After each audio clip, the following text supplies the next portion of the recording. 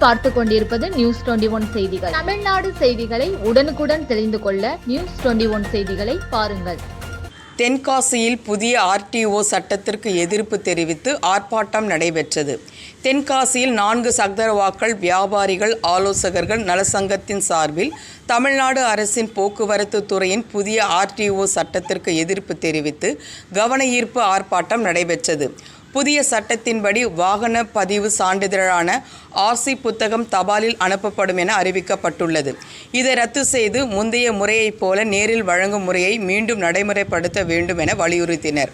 தென்காசி மாவட்ட புதிய பஸ் நிலையத்திற்கு அருகில் நடைபெற்ற இந்த ஆர்ப்பாட்டத்தில் சங்கத்தின் உறுப்பினர்கள் அனைவரும் பங்கேற்று சட்டத்தை திரும்ப பெற வேண்டும் என கோஷங்கள் எழுப்பினர்.